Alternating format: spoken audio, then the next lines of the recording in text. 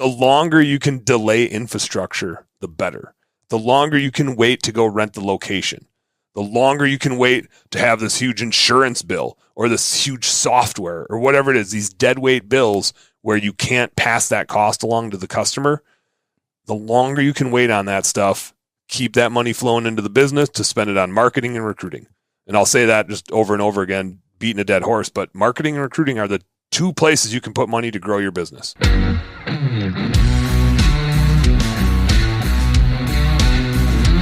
What's up, guys? This is Keith Kelfis with the Untrapped podcast. We've got Dan Plata, the home service CFO and founder of Best Damn Bookkeeping.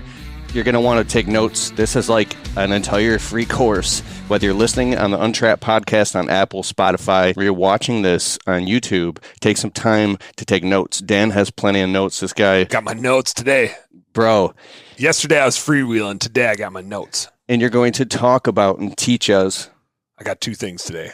Boom. We're going to get into the purgatories of scaling, the sticky spots in a business as you try to grow it, what causes you to go in it, what it feels like, what it looks like. So when you get there, you're not scared and disheveled, and what to do to get out of it. And then, as you'll hear about in those purgatories of scaling, kind of the underlying thing is you need to be really good at hiring and finding and leading people, building culture. So then we're going to talk about how to do that and some cool interview tactics that we found to kind of change the game and how we find and acquire talent to grow our businesses. I put a post on Facebook, like, what's the biggest problem in your business right now? And so many people said finding the right people, people who actually show up to work and do a good job. So you guys have figured out a system for that. We figured out a system, but none of us want to hear it. Usually to solve that, the first thing you need to do is go look in the mirror, right? If you can't attract people, then who's going to want to come work for you? Do you have a job that they want? Maybe you do, maybe you don't. But the first thing you got to do is make sure you have a job and a company and a culture that people would want to come work for, right? If you don't have that, it doesn't matter what you do to interview people or how much you pay them. If you suck, they're not going to want to work for you. So the first thing you got to do is go look in the mirror. But we'll solve that later. We'll solve that. Yeah. It is the number one challenge, though, and we'll talk a little bit about it when we get into the purgatories here, is we start growing a business, and we talked about it a little bit yesterday. Like when you start growing a business, you started that thing because you were good at the thing. You didn't start it because you're like, I want to do a thing where I'm a CEO of a 20 employee company with all this. That wasn't why you started your business. You started your business because you're like, I need to make some money. I'm going to mow lawns or do landscaping projects or trim trees or clean windows, whatever it is that you do. That was why you started your business. What happens is you end up transforming into having a totally different role and a totally different purpose, and job requirements when you get there just look a whole lot different. So we'll figure out how to address it. And maybe that's not the right business for you. Maybe you don't want to grow that business, right? There's nothing wrong with staying small and keeping the job in your business that you like to have, or growing a big business and you stay on the truck. Nothing wrong with that either. It can be done. So we'll explore all that. Bro, you're talking about the purgatories of scaling. And it's such an epic thing. We went out to dinner last night. We did a podcast yesterday, and I'll put these two podcasts back to back. So look in the show notes or just type in, whether it's in a podcast platform or YouTube, Keith Kelfis and Dan Plata, or Dan Plata and Keith Kelfis, and these will pop up. I'll put them in a playlist. So all the content we've done is together, because Dan is a great guy to learn from. And you said some amazing stuff. Like, you can be making really good money in your business and grow a little. And now all of a sudden that money's being just paid out like a purgatory, and then you got to grow through that and all these different things. So having some big, huge business from the outside might look super shiny, like, wow, my life is going to be amazing. But there's these purgatories you go through, and you're going to break that down. Yeah. And I think a lot of us have been there. If you've been in business for a few years, you've probably had the thing happen where you started to grow and your mindset was, well, I'm this big and I'm making this much money. So if I double, I'll be making twice as much money, right? That's a normal thought process. And if you've ever had that thought process and then started to grow that business, there's a point in there where you're making less money. You're doing twice as much work. You have twice as many problems, and you're not making twice as much money. You might be making $0 or half as much money anyway. And man, if there's a thing that causes small businesses to go out of business, it's that first time that happens to them. because you're like, what the hell am I doing? Right? You like question yourself. You question why you're doing it. If you're married or in a relationship, usually that gets really stressed during that time period because you're working 80 hours a week. And so all of a sudden it's just like, what am I doing? I'm working more hours than are in a day. My marriage sucks because I'm working so much. I hardly see my kids. And I have all these problems because I'm trying to hire these employees, and all these employees suck, right? Because nobody can hire anybody good, which we'll solve that problem later. But that's where our mindset's at the time. And I just did all this stuff, and now I'm making less money than I was. Like, screw this. I'm out of here. I'm going to go do something else, or I'm getting back on the truck, or whatever it is. And so a lot of us fall into that trap. I'll talk our way through that. But part of the reason we fall into that trap, you and I we just did a walk around the block, and we were talking about this, is you'll see it on social media, which is just a dangerous place to interact to begin with. I mean, like, we put this stuff out on social media because it's a great way to distribute content, but there's so much blasted out there about, like, people loving to pat themselves on the back. Oh, I did this and I did that and I got $1 million business, and here's my picture with all my employees and all my trucks, and here's how much revenue we're doing. Ain't nobody talking about how much money they're making and what their profit margins are. And if they are, they're usually lying about it. And why would you post that on social media anyway? But those big businesses aren't always making a shitload of money. I know. I have one of them. Up to this point in our business this year, we've like broken even. It's late October. We've got 2 different businesses, and there's a whole bunch of challenges. One's doing a little over $1 million, and one's probably doing like 200 to 300,000 that we just started this year. Starting a new business is a lot of work, costs a lot of money. Like, it's okay that it's breaking even. Obviously, we'd love it to be not breaking even and making some money, but like, don't be fooled by the big companies doing millions of dollars in revenue. That is also a recipe for losing hundreds of thousands of dollars really fast, right? And I'm not saying that that's what's going to happen if you scale a business, but everybody that's out there posting about all the revenue they're doing and all their trucks and all their employees, that might just be a cover up for, I need something to feel good about because I can't feel good about my bank account, right? Again, not saying that anybody with a big business is having those problems, but like, they're not immune from struggling. And those problems get 10 times bigger when your business is 10 times the size, because now you have the same financial problems and you're responsible for that many more people, all your employees and their families and their paychecks and their problems, right? Every problem they have is your problem. So we'll get into that a little bit more in the pros and the cons and what the trade-offs are. But I think part of the reason why so many people are like, oh, I want to grow $1 million business is because everybody that grows $1 million business loves to put on Facebook that they grew $1 million business. I'll be the first one to tell you, as a person that's done it a couple times, $1 million is the worst. If you said, hey, Dan, what's the worst size business to have? I'd be like, $1 million. You have every single problem that could possibly be had in a business, and you don't quite have the financial means to solve all the problems. It's hard to hire really good leaders, but when you're at $1 million, you need really good leaders. It can't just be you being the leader anymore.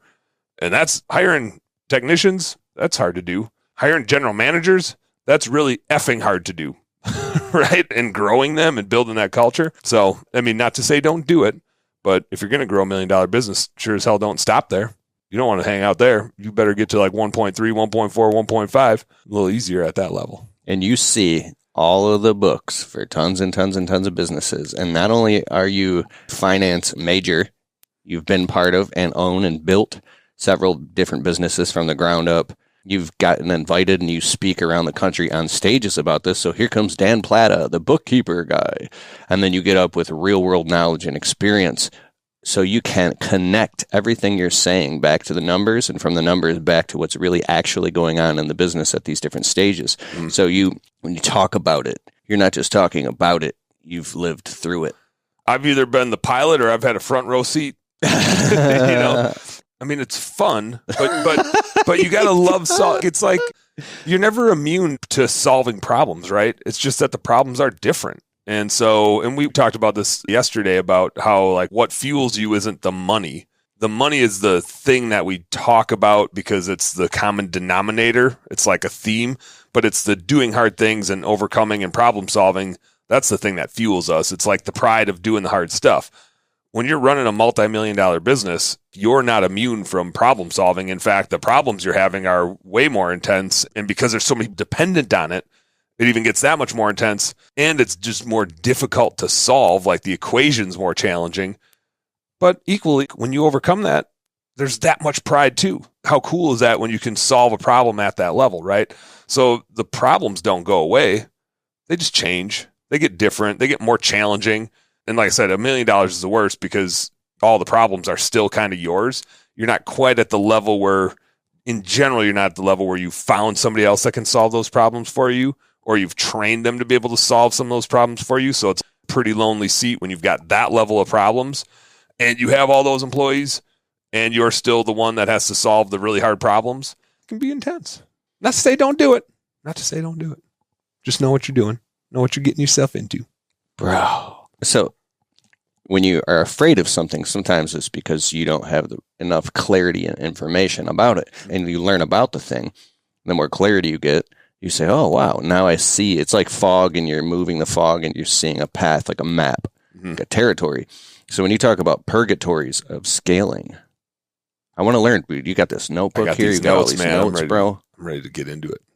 We've skirted around it. Yeah, I've had people email me saying, dude, I watched 3 times that podcast, the 12 steps to growing your business. I forget what the hell we even called it. Dude, it was good. We did this 1.5 years ago. Everything you said is still totally current.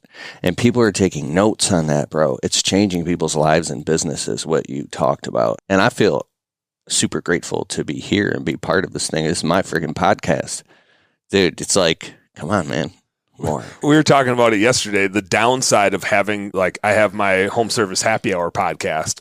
Yeah. And the downside of having somebody else that has a podcast on your show is you hardly get to host because you have another host that you're talking to. And when you're talking to a show host, it's hard to get them to shut up. It's perfect to me because, oh, yeah, I get what you're saying. Yeah, because it's hard to get me to shut up. Dude, well, I'm interviewing you. This is cool. I can just chill and you do 95% of the talking and it's all gold. People hear me talking on the podcast all the time. Yeah, now they get fresh. The Home Service Happy Hour podcast. Mm-hmm. And your new bookkeeping agency is bestdanbookkeeping.com. Or it could be bestdanbookkeeping.com. I own that domain too because somebody's going to hear it and be like, is it this or is it that? Yeah. And it's just easier for me to be like, yes. DAMN, bestdanbookkeeping.com or bestdanbookkeeping.com. It'll all get you there. So if you need the books done, can you say it real quick? What is that you do for people? I keep their QuickBooks organized, up to date on a weekly basis, reported out monthly so that they have a scoreboard to look at that makes sense. And we talked about it a little bit yesterday, but just the Cliff Notes version is if you're running a business, you signed up to play a math game. I don't care if you like math or not. Every decision that you make is based on dollars. For a finance guy, I'm really not motivated by money. I'm just motivated by the opportunity to work with cool business owners and help them out. Some dollars will flow through. But if you're running a business, the scoreboard is made with dollars and percentages. But you got to know the score. You're in the business of making decisions. I don't care if you mow lawns. I don't care if you wash windows. I don't care if you're sealing blacktop driveways. Every single decision you make is a monetary one, and you're making investments, and you need to know what the score is to know what decision to make. No different than if you're playing a ball game. So bookkeeping is your scoreboard so that you know how you're doing, what to do next, which gets us into the purgatories of scaling. Because if you're going to scale a business, you sure as hell better have a scoreboard and know what quarter you're in and what the next play call is. And so a lot of people, this is like actually my background, and a lot of people I talk to is regardless of the industry that they're in now, if they're in the home service industry, they probably started mowing lawns when they were in middle school or high school. I don't care if you're running a lawn care business now or a landscaping business now. If you're cleaning windows now, you probably were mowing lawns in middle school and high school. Mm-hmm. If you're doing landscape lighting now, you probably were mowing lawns. If you're a maid service, you probably were mowing lawns. It's just like the thing that we all started doing and cut our teeth back. I was out mowing lawns at 12, bro. Hell yeah, same here. $20 a pop. I was getting my $20 bills. But all of a sudden, in the storyline of the business we have now is it started as a thing like that. I mean, probably a little less juvenile than when we were mowing lawns in middle school, but it started as a similar thing. We probably weren't charging people enough, right? It was all based on us, and we were just hustling and grinding, trying to scrape together a few bucks when we started the thing. At some point, all of a sudden, we're like, oh, we got to start hiring people, right? Because I can't handle all this work. And so we just default to hiring technician help because I can't possibly do all the work that we have to do, right? And so we accidentally start scaling. And we see these people with their pictures of all their trucks and all their employees out in their parking lot, and we're like, that's what I'm supposed to do. And so we default into, well, I ought to grow this thing Because if I'm this big and I'm making this amount of money, if I double, I'll be making twice as much money, right? And so we go down this path. The problem is when we first started, our job was a technician job. Maybe we did a little bit of sales and a little bit of marketing, but we really didn't have to sell that hard because everything was a referral. And we really didn't have to do much marketing because there was enough word of mouth. And so the administrative growth jobs in our business didn't require a whole lot. We were just a good technician. And so then we hire another technician and start getting help. And then we start trying to grow the business. And as we scale, our job changes drastically. For the dude running $1 million business, if he's a good technician, that is pretty much irrelevant. It used to really matter if he was a good technician, but if he's running $1 million business, it matters if he's a good marketer. It matters if he's a good leader, a good coach, maybe a good salesperson if he's still involved in that. But at $1 million, he doesn't even need to know what happens in the field anymore in general. So we get in this trap where we start out, we're small, we see other people doing big things, and we're like, that's what I'm supposed to be doing, right? And so all of a sudden we start going down this progression and we hit these purgatories. And I'd say the number one problem underlying all of this is just that it's unexpected, right? If we knew what was going to happen along this journey and we were prepared for it, and if we listened to this podcast and we said, Dan told me this was going to happen, there's a way lot different approach to how you problem solve it. Versus if you're blindsided by it and you don't know what's going to happen, you're going to lose a lot of sleep at night. You're going to bang your head against the wall. Your marriage or your relationships are going to suffer because you're going to be stressed out like crazy. If you knew it was going to happen, a lot of the stress goes out the door, right? Then you just get to solving the problem. It's the unknown that we're scared of and that sucks. Oh my God, I didn't realize this was going to happen. Am I a bad operator, right? Am I a shitty business owner? We kind of get in our own heads. So first, and I'll talk about this progression. I feel like I'm teasing it, but I'm not talking about it yet. But there's pros and cons both to being small and to being big. And so I want to hit on those because if you're still out in the field, if it's like you and maybe a helper, you don't have to scale. That is not the right answer for everybody. That is not the right set of problems for everybody.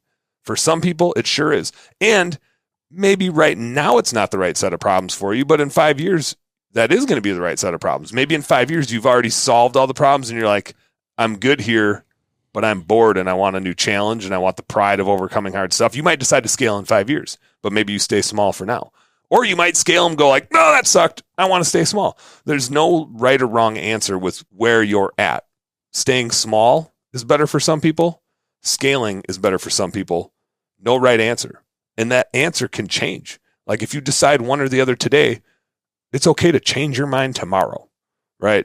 You're an entrepreneur. That's what you get to do. It's your business. You get to decide. Here's some pros and cons that I see. I'll start with the small company. When you're small, you get to control everything, man.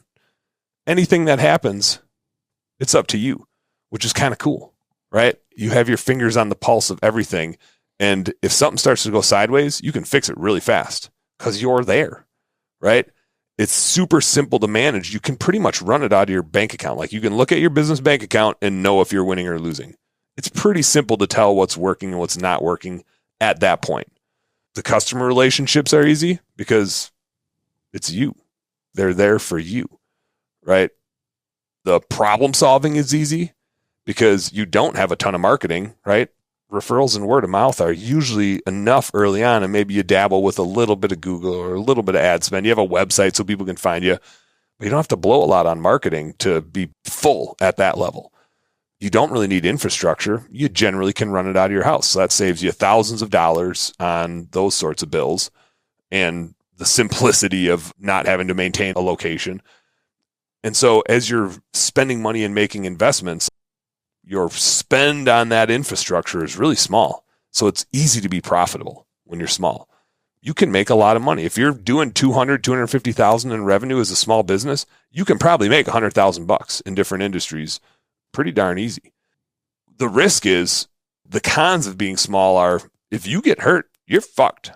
I'll pause after I say that. You're fucked. The business is totally dependent on you. What's the mechanism to make money? Nobody else can go make money if you're not out there making money. So you better have really good disability insurance if it's just you or you and a helper. Because if you get hurt, your business is toast, right? It cannot make money without you.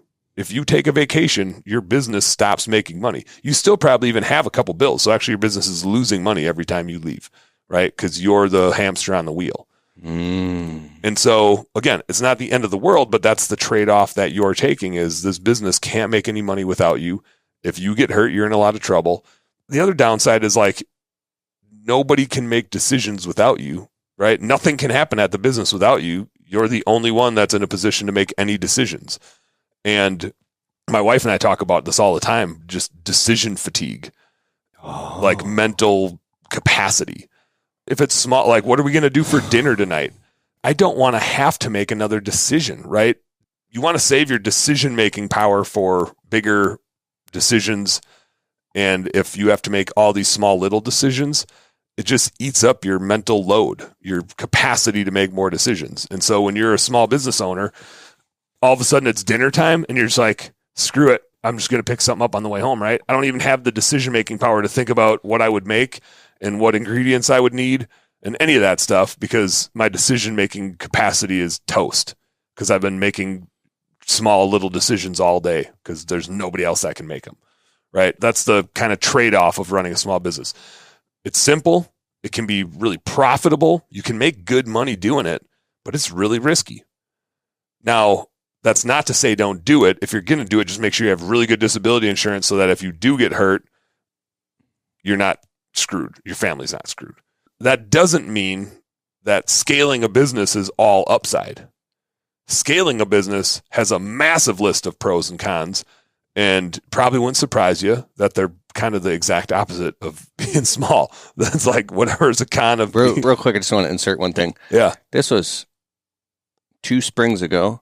I had the guy going to show up at, 8:30 a.m., 9 a.m., and I had a dump trailer loaded with heavy logs from this tree job. Because I did a tree job with my friend William the day before. We'll team up and do tree jobs. He's the tree master, bro. So I got all the logs in my trailer. I'm running out the door real quick, running on no sleep. We're swamped. And I look down at my nice steel toe work boots, and I go, fuck that. And I just put on my tennis shoes. I'm like, I'll put them on when I get back. And I go to the dump. I pride myself on being very careful. So I go to the dump. I'm a little anxiety, and I open up my dump trailer doors, and the logs just from the gravity just fell out. And the log fell right on my foot, on the arch of my foot, bro, like 35 pounds. Luckily, it wasn't heavier. And I felt a zing go straight up my leg, up into my spine, like a snapped of bone. Yeah. So, bro, I'm limping, and I call my chiropractor. It's a secret. I was like, dude, a chiropractor, please. I go there real quick, and he has this tuning fork, and he puts it on my foot, and he's putting it in different places. And I'm like, dude, tell me my foot's it's broke. He goes, no, it's not broken. You're lucky. I go, how do you know? He's like, lucky. If it was broken, you'd be jumping up out of your seat screaming right now with the vibration. So really? Interesting. So anyways, it wasn't broken. It was bruised, and I was limping around for a couple days. I bet that bruise hurt like a son of a gun. Yeah, and it scared me, and I said, oh, my gosh, if I broke my foot right now and I can't climb the trees and climb the ladders to trim the trees and do the gutters and stuff that I don't want my guys doing because what our workers can cover and not cover, some of the little stuff that we do that's like here and there, I do that part. Yep. So think about that. If you're by yourself, you're going to have one helper, and then you break your foot. Yeah, it's just scary, man. You can literally end up losing your house because you broke your foot. Yeah. Or you better figure out real quick how to get the right people in place. My friend Scotty broke his hand. I was actually with him, bro, in 2 different places, and it put his back against the wall and forced him to scale his business. Yep. Because his hand was broken, and it was like a blessing in disguise. I'm not saying go break your hand, bro. But yeah, my buddy Sid Graff, I think you know Sid, right? We were talking about Sid the other day. So he has a window cleaning business out in Missoula, and for a long time, he was the window wizard, man. Guy was a window cleaning machine. I'll probably get it wrong, but I think it was when he turned 50, he realized he's like, oh crap, I make enough year to year to support me that year, but I just have a job. I don't have a scalable business. I'm 50. I can't keep cleaning windows forever. Maybe I got like 5 more years left in me. I better figure out how to scale this business pretty soon because otherwise I'm going to go out of business and I got nothing. Right? I got nothing to fall back on. It's just me going out and doing the work, right? And so whether it's an injury or for Sid, it was like an age thing where he was just like, I just can't keep doing this. Like, it's going to burn me down. Physically, I won't be capable of doing it. And so sometimes we get pushed into scaling just for that reason. So maybe you're young, right? If you're listening to this and you're young and you're like, I don't want all the problems of scaling, which I might get to some of those. There's nothing wrong with staying small, but for sure, protect your risk, good disability insurance or something like that. And don't spend all that money just because you made it right now. Stash. Put it in a 401k. Put it in an IRA. I got a SEP IRA. Yeah, it's like stash that money aside. We had some pretty big expenses just over the past month, and I go and I log into my IRA to do my monthly deposit, and I was like, I'll skip that. You better hustle. Put that money in that IRA, because 10, 15, 20 years from now, you're going to look back and say, I'm glad I didn't skip all those months. Yep. I had to skip any months. Yep. But it's like, future Keith's going to need that. Future Keith's going to want to do cool stuff too. Oh, yeah. All right, keep going. So there's great things about staying small. There's shitty things about staying small. There's the inverses of those are what applies to a scaled business. When you're scaling on the positives, yeah, it can make more money for sure, right? If you can bring in more revenue and manage it correctly, a scaled business can make as much money as you want it to make. Right? If it's just you and you're small, there's a ceiling on how much money you make. You can literally only make so much money because there's so many hours in a day. When you scale a business, that ceiling is gone. That business could make $100 million. Why not? Right? Just keep growing it and keep growing it and growing it. The ceiling is removed, so you can make tons of money. You don't have to make all the decisions. In a scaled business, you're hiring people that can go out and do the work, that can make those decisions. I'm not saying they're going to make them right every time, but it takes a lot of the load off of you. It gives you a buffer, right? It gives you a buffer to the point where the business can be making money without you. I'm here right now talking to you. I am not doing any bookkeeping right now. And I have a pretty new business, but my guy Jason is doing work for our clients right now, and we are still making money right now. And it's a brand new business. I just knew I was like, I'm going to grow this business. I like the problems of scaling a company. I don't want to grow a business that's totally dependent on me. I want to be able to go hang out with Keith and make some content and keep growing the business while we're doing a good job for people. So even though it's a brand new business I started up, I made the decision right away. I want to scale this thing. I'm going to go get the help that I need. And part of it's figuring out which help you need in which order. Do you need admin help? Which, like, that's my next hire is an admin person, because I doing the invoicing and the workflow planning and stuff like that. I suck at that. We talked about that yesterday. Systems and processes, man. They eat me alive. I like chaos and problem solving. I don't want systems and processes. So as you scale the business, it's de-risked. It can make money without you. You can be on vacation with your family. You can be here hanging out with Keith. You can do other things and the business can still move forward, right?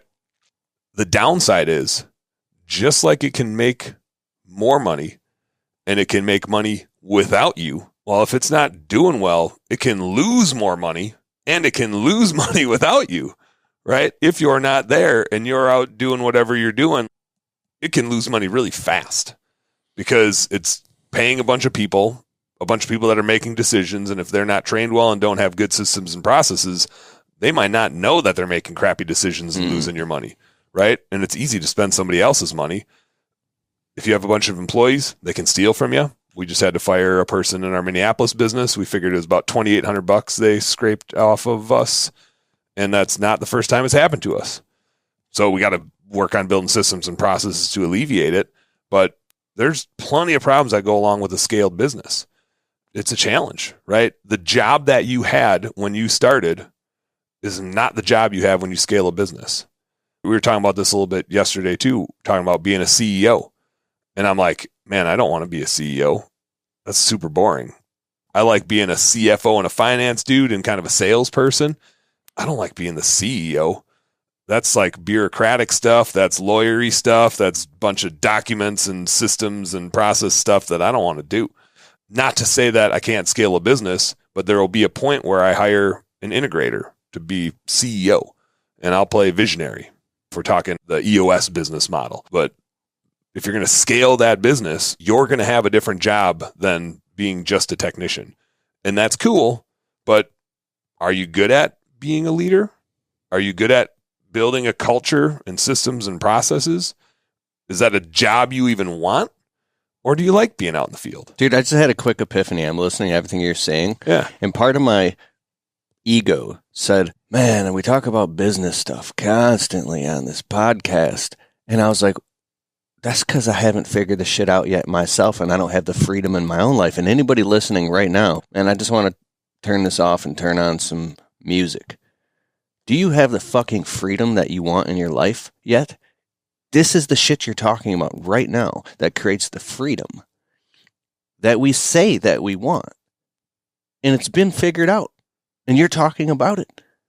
So if we integrate this, 3, 4, 5 years from now, you can actually be on a vacation with your family in that place, and you look at your phone, it's all handled because you have the people in place, and deposits are going into the account, and you're relaxed because you have the right people in place. Mm-hmm. And they're the right people. We'll get to the how to find the right people later, but that's the big thing is how do you know if they're the right people? How do you help lead them? How do you coach them? How do you train them? That's super hard stuff. That's harder than going out and mowing the lawn, right? People are challenging. So that's the hard part about scaling business. And again, these are learnable skills. They're learnable skills, but they're not right for everybody, right? You can learn how to parent. That doesn't mean you should have kids, right? Scaling a business isn't right for everybody. And it might not be right for somebody now, but it might be right for them in the future. Just like having kids, right? It might not be the time in your life that you should have kids, but maybe someday it's the right thing for you. Just because it's not right now doesn't mean it's not later. And just like having kids, having a scaled business is super wonderful and great. And it also has a lot of shitty times, right? And diaper changing moments. And so it's like the both are so comparable. They're so rewarding and they're so ridiculously challenging. That's fine. Like we like challenges. We like problems. But you got to make sure you're in the right spot to deal with those problems and that they're a set of problems you want for that time in your life. Because a scaled business has an overwhelming amount of problems. And for a while, it's on you still, right? And I'll start. I just pictured you could sitting at the kitchen table eating dinner in total peace with your wife, happy because your business is scaled and you're eating steak. And you could also be sitting at the kitchen table with bags under your eyes, stressed out, ain't slept in 3 days because you got a huge problem in your business and it's losing money quick and you got to fix that thing and you don't have no peace. Mm-hmm. More of the Untrapped podcast continues right after this. Hey, my friend, do you want to learn how to hire your first or maybe even a small team eventually of virtual assistants that can help you run your business? This is amazing. This is the future. They can answer the phone as a virtual receptionist, book appointments for you. They can even sell jobs on your behalf, put it in your CRM. They can write emails, send them to your clients. They can edit videos. They can produce a podcast. These are very highly qualified, intelligent, passionate people who love doing what they do. That's why I have, and I'm so grateful for, over the years, figured out a system of how to hire and delegate. And I have 19 virtual assistants, but I have a core team of 11 virtual assistants that help me run my business. And I'm so grateful because I don't know what I would do without them. They help me so much run my business. So I've documented all of this. It's probably taken me, $100,000 of time and energy and frustration and opportunity cost over the years to figure out how to do this. And now I believe that I've really mastered it. So if you're interested and you resonate with this, I put together a totally free 7-day email course that teaches you step-by-step how to hire your own virtual assistants, whether you need help with video editing, graphic design, web design, building web pages, producing a podcast, managing spreadsheets. I have a VA, it's a bookkeeper, they're virtual. Manage your books. There's so much, and it's really cool. Anyways, go to keithkalfas.com/VA Mastery, and you can download my free guides and get my free email course. It'll teach you how to do all this. All right, back to the show. And now here's Keith Kalfas. So high highs and low lows. When it's just you or you and a helper, right? And your biggest fear, the thing that keeps you up is the injury thing, right? Or a disappointed customer. When you have a scaled business, 3 employees quit on you in a day. Then you're like, well, now what? We have all these customers on the schedule. We have all this work to do. Do I go out and do it? How fast can I hire people and train people? Because if you go out and do that, then you just stretch yourself way too thin real quick. Mm-hmm. So I imagine like there's holes in a bucket instead of clogging the hole. You're going and you're putting your own arms and legs in the hole. That's exactly what happens. And that's why having $1 million business kind of sucks, is because you're still plugging a lot of holes. You're still the number one drain plug. So, whoa. Okay. So we'll start going through some of the purgatories. Again, I'm not saying don't scale, it sucks. And I'm not saying scale because it's amazing. I'm saying each has trade-offs, and there's sweet spots in between too, right? And so sometimes you might be scaling and get to a sweet spot, and maybe you hang out there for a few years, right? There's going to be times where you find a spot where you're just in the flow, and maybe the right answer isn't to push like crazy and try to grow from 500,000 to $1 million. Maybe hanging out at 500,000 and running that business for a while and getting those set of problems under control is a good thing. Nobody judging. There's no right answer. There's no like, oh, Keith, you didn't grow it to $1 million. I guess you're going to hell, man. Right? What's your definition of success? Well, it's freedom. It's having fun in your business. It's enjoying it. Because if you're not enjoying it, like, go get a job. If you don't enjoy running the business that you have, go get a job. You can go get a job. Do you want one though? Or do you want to like get your business into a spot where it's a hell of a lot of fun to run? Right? Having a job to me that's not even an option. Right? I mean, if I absolutely had to, of course I would, but it's not. What I mean is, if it wasn't an option, of course I would. Mm-hmm. But it is an option to not have a job.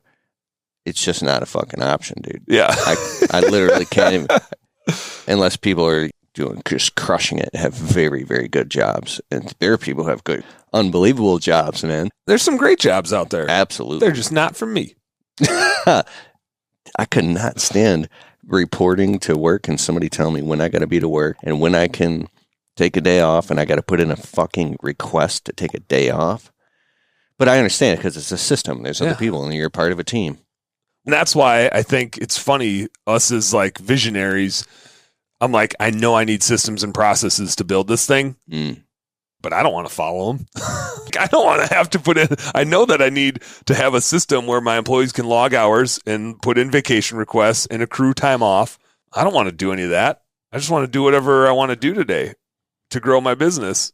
So it's one of those things where it's like, in a funny way, you have to grow something where you can honestly say like, here's all the rules I need you guys to abide by, and do as I say, not as I do.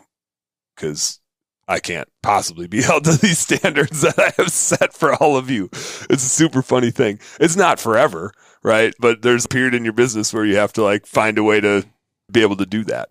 I've said many a time to many an employee something similar to that, but I've also said all decisions are final until tomorrow. Wow. Here's the decision we made. Here's what we're going to do. And I don't know that this is the right decision, but I'm the CEO, and so I got to make these decisions, and we can't just sit here and not make a decision. So here's what we're going to do about this bonus program, about this customer, about this recruiting thing, whatever it is. Here's the decision. All decisions are final until tomorrow. Because I might change my mind. You might find something else that we don't know right now. We might get some feedback from somebody else that this was a shitty decision, right? Part of the value of being a small business is we get to be super nimble. So all decisions are final until tomorrow. Dude, I have to insert one more thing. Recently, I've gone through a rebrand in my whole online business. Basically, the colors, fonts, the entire look, and the consistency of messaging, the consistency of visuals, everything is, and I've hired a Chris Beltran. He's a brand transformation expert. He takes your brand from generic to iconic. And bro, I'm super happy with what's going on in my media business. But anyways, I used to be like, how do I make everything consistent? It feels like so much work to keep track of these things, these systems. Mm-hmm. And I didn't understand the true meaning of a system. I guess you grow a little, you walk a mile, see a mile. But then when I finally got what's called a brand style guide, this is a system that I can just look at and refer to see what color of green this is, what color of gold this is, what color. Yeah. And that's just like in one small tiny aspect example. But when you have like an operating system, a marketing system, an administrative system, a phone script in selling and how you communicate with customers and process quotes and invoices and follow-up systems, very simple systems, minimum viable systems, then you don't feel overwhelmed like you have to like do this thing all the time as far as like remember all this. Oh, I forgot. Oh my God. You just go look very simply. You either open up your CRM or wherever it is on the cloud, You just open that up. What's the systems for this? And you just relax and you just like follow color by numbers. Yeah. Follow your breadcrumbs that you laid down for yourself the last time you were there. Yeah, it's just 4 simple steps, and you can improve and tweak the system. You say, oh, this is simple, and then you can hand that off to someone else. You just do these 4 or 6 things, and now I've totally relaxed because I don't have to keep it in my mental and emotional bandwidth anymore. I can just relax and just look at the fucking system and go, oh, okay, I just do this, and the system has proved I will get this predictable result. Yep. Okay, this is easy. Why didn't I see it before? I was doing all the heavy lifting, and I learned, wait, I don't need to do the heavy lifting. I can just relax and do my thing. And I have a calendar system. I have a weekly pulse meeting. It's a system that I just relax and refer to. I don't know. I have no idea. I just look at what the system says. Like kind of like one of those things. I'm kind of beating a dead horse because this is such a big epiphany for me that's allowed me to relax. And it's the lever where I can pull it with my pinky finger and get these predictable, awesome results with almost no effort, very little effort. And it starts to take away some of the decision fatigue because all of that stuff was like decision fatigue. You had to make all those little tiny decisions and they weren't big, but you would have sat there and you've got enough OCD in you. You would have sat there and stared at 20 different shades of green if you didn't have that exactly in front of you. We were at the Equip Expo last week in Louisville, Kentucky, and I saw Marvin Joles from Blacktop Banter. He's pretty cool. He was on the podcast. And I said, we were talking about marketing stuff. And we both have a podcast. And I showed him, I'm like, dude, I got to show. I was so excited because when you talk about, when you're around people who understand your language, it's exciting. And I showed him this system I created just inside of my phone. Every single time a video or a picture or any graphic is in my phone, I also have all this duplicated on the cloud. I have created albums inside of my phone. Do this for your marketing. For each type of whatever it's a brand deal we're working with, or if it's a certain type of out in the field, or if it's just Keith or it's family or my dogs. Like I've created an album, and then not only does it autocorrect find it, but I also manually go in. So imagine if you're trying to make a post on Instagram, Facebook, TikTok, or it's all right at your fingertips. You're scrolling through all your fucking pictures to, I don't have time for this. No. I just go to the album of whatever. Dude, I need to do that. I got so much shit on my phone. I also have something on my KK branded assets. So all of my branded assets that I need are in an album in my phone. And then I just go find that. And I have like my free PDF downloads, like keithkelfs.com/4 steps to training employees /4 steps. Or if you want to get how we budget, keithkelfs.com/budget. Yeah. And so all these branded assets are in one. So anything that I need, I just go to the album. They're right there and I can grab it. And I'm showing this to Marvin and Marvin goes, oh my God, that's genius. I need to do that immediately. I've been doing it, scrolling and scrolling. Like, so why didn't I do that 5 years ago? So what happens if you read the book Atomic Habits by James Clear and these type of books, and Essentialism by Greg McKeown, and then Greg McKeown just wrote another book kind of like Essentialism. When you finally start having systems thinking, your brain starts lighting up in all these other ways. It starts connecting the dots. And it goes up like a hockey stick. Yeah. And now you start systematizing all types of different little things. All right, I'm taking this in a totally different digressing section. But I think that sort of stuff is you need to do to be able to scale something, right? Mm-hmm. If you don't do that, it's hard for you to hire people, turn stuff over to them. And so Brandon Vaughn told me he was making the most money in his super scaled window cleaning, soft washing, pressure washing business with all his employees when he was just in the office on his laptop with spreadsheets, making Google Docs, making a bunch of nerdy little systems. Mm-hmm. Like when he got to the point where he was the systems guy, where he was creating processes and systems for his team. I mean, that dude's like the king of processes and systems too. He's as good as it gets. He wasn't out there fighting the fires anymore. He was creating the systems. Yep. I was like, that's so weird. Imagine if you could get to a place where you're like the wizard behind the curtain, like the Claw from Inspector Gadget. Well, and like I said earlier, I hate building systems and processes. That's disgusting to me. But it's super, super, super important. So somebody's got to be building systems and processes. So you can have somebody who does that for you. Right? That's the integrator's visionary. That's the integrator's job. So that's like a CEO integrator. And the CEO can be a visionary, the CEO can be an integrator, but that's a job you can hire out when you can afford to, right? It's expensive. You got to find the right person for sure, but that doesn't have to be you. Heck, you can still be a technician in your business and hire everything else out. There's no right or wrong answer to that. It's just which job do you want to have and which set of problems do you want to have? So again, like just back to the do you want to stay small, do you want to scale? There's pros and cons to each one. If you're going to scale, there's things that work, that have been proven, that have been done before, but there's no correct recipe, right? Like there's a whole lot of different ways to get it done and a whole lot of different business models to get it done. And so part of the fun of it is figuring out which one you like and which role you want to have. Right now in my business, I'm the dude that's got to build the systems and processes for sure, but they're not going to be the systems and processes forever. And I'm not going to be the system and process builder forever. I don't enjoy that stuff.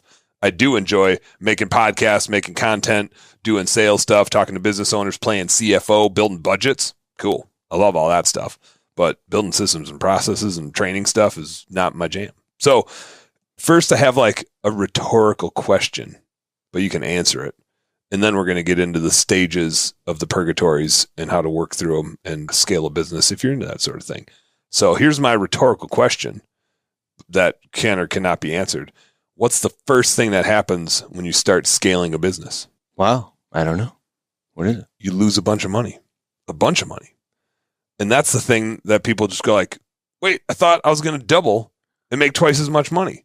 But the first thing that happens when you start scaling a business is your cash flow goes way down. You start having to spend money on marketing. You start having to pay other people to do the work that you might not have been taking a paycheck. It might have looked like, air quotes, profit to you, but it was your paycheck. Like the net income of the business when it was just you, that's your paycheck.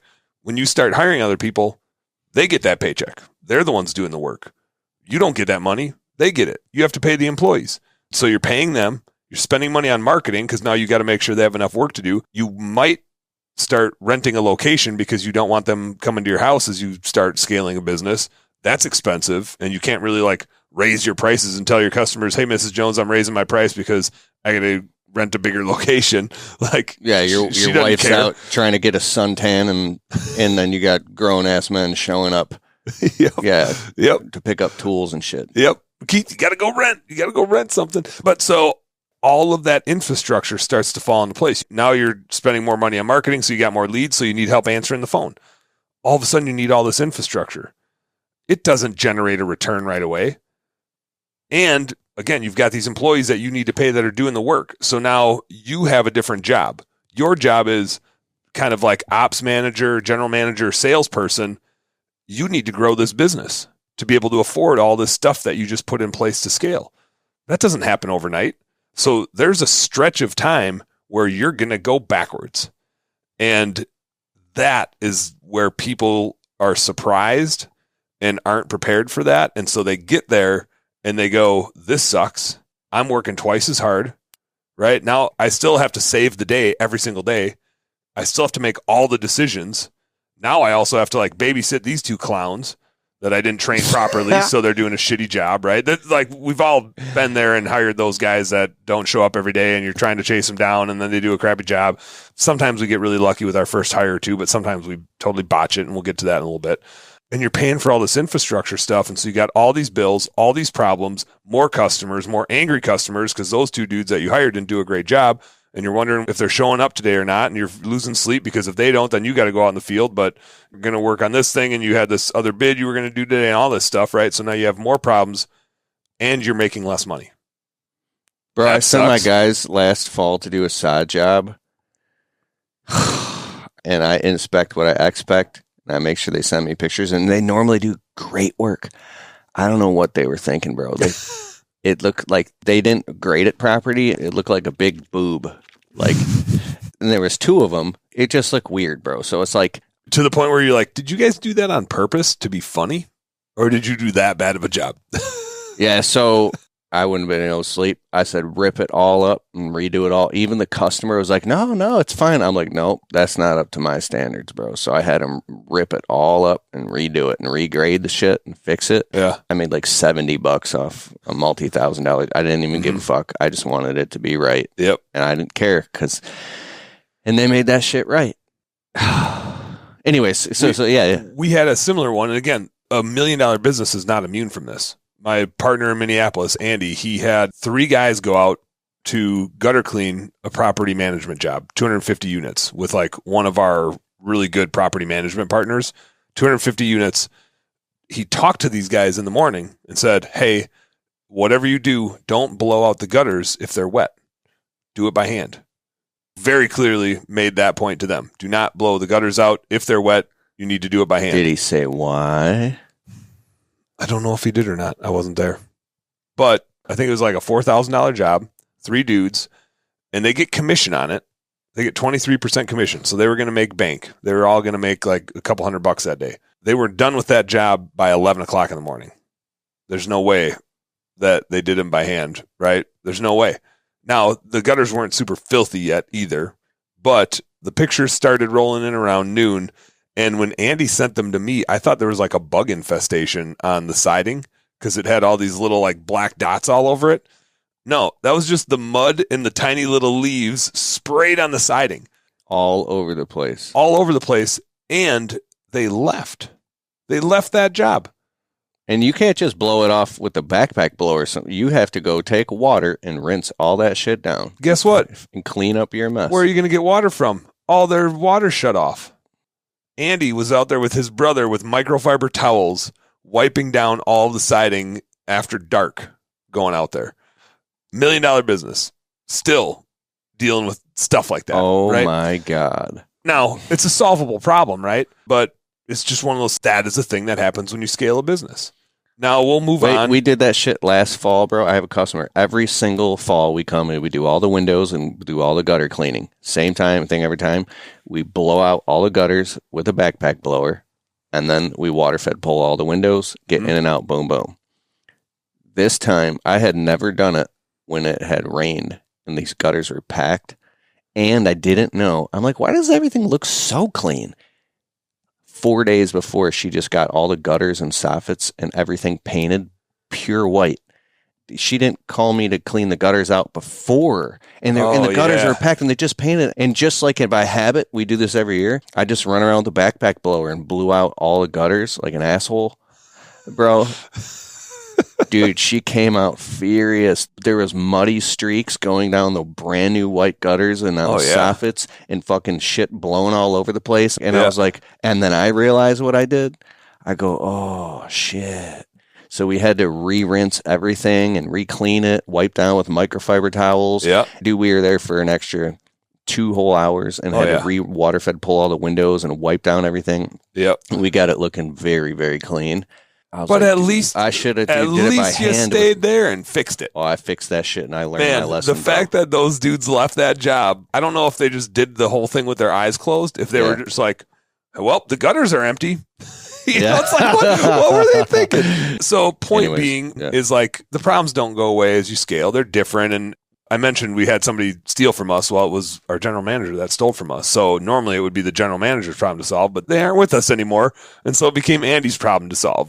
Right? So he was the one that was out in the field dealing with it. So anyway, as you're scaling and you're going through these purgatories, that's kind of number one is you've got a couple employees now and you have twice as many problems and there's less money to go around because you're paying them to do the work and your job between sales and operations manager and office manager, that job doesn't pay very much. There's not a lot of money left for that job. And so that's the thing that usually catches people really off guard as they start trying to scale. Their brain is telling them, hey, I did 200,000 in revenue last year with like me and a helper and I made $100,000. If I get to 400 or 500,000, I'm going to be making like $250,000. Simple math, right? I'm at double. I'm going to make twice as much money. And it's somewhere along the curve to 300,000 where they've got these 2 people out in the field now, and then they're going and doing more sales stuff, and they have all the problems, and they're scaling, and they're spending more on marketing, and now they're renting a location, and so they're doing like 300,000 in sales, and they're making $0. I've seen them losing money instead of making money. Now it's not forever, right? Because eventually you get the right people and you get them trained up. Eventually, those marketing investments start paying off, right? They're all investments. When you get a return from them or if you get a return from them is the question. So at some point, those investments start paying off and you work your way through it. But when you're in that shit that everybody likes to skip over, that's the hardest time in any business. It's that first purgatory because it's unexpected. The unknown scares the shit out of us.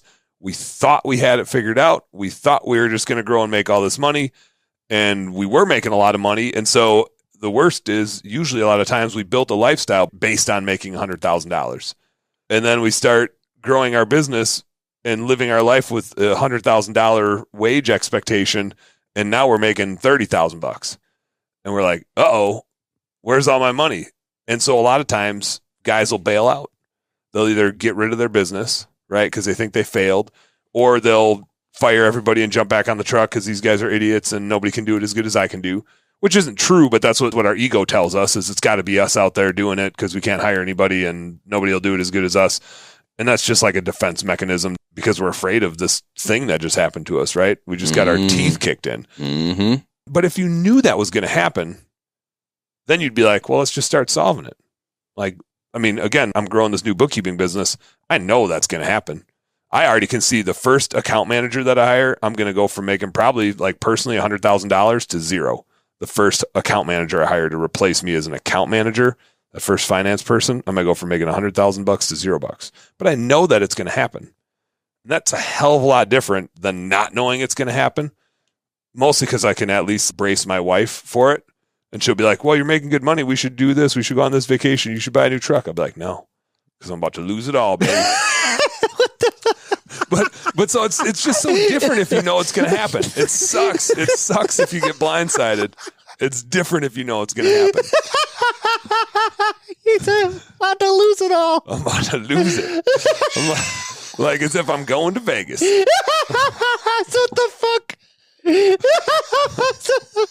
my God. Sorry.